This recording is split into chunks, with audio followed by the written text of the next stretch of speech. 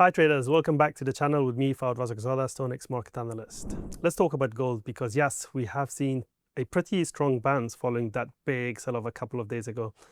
But before anyone starts calling the bottom, I think we need to be careful. Personally, I think it's far too early to say this move is anything more than a counter-trend rally. The big sell-off we've just seen has likely changed market psychology, and I'd be very surprised if we don't see another wave of selling in the days ahead.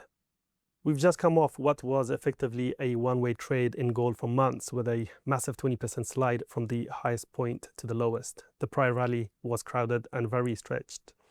But we finally saw the first major reversal in precious metals. Moves like that don't just get fixed overnight. Yes, buyers have stepped in around the 4,500 area and the bounce has been sharp. But essentially, a lot of the technical damage has already been done. After moves like this, markets usually need time to digest, and that often includes more downside.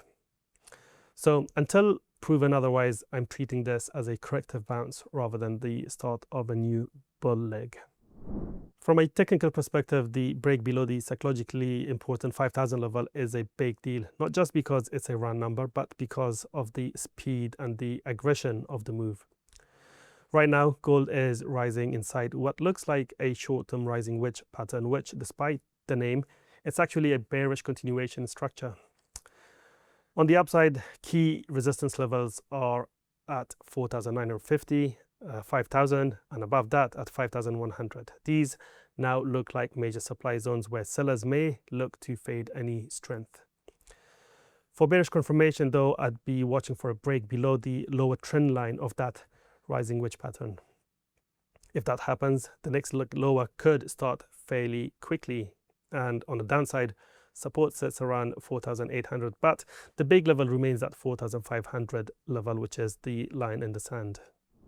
On the macro side, some of the key drivers that pushed gold relentlessly higher are starting to fade. The big narrative was fears around US monetary policy and expectations of aggressive rate cuts.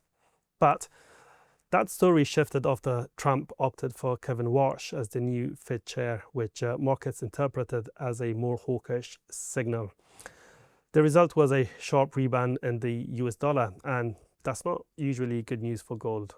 A stronger dollar is almost always a headwind for precious metals.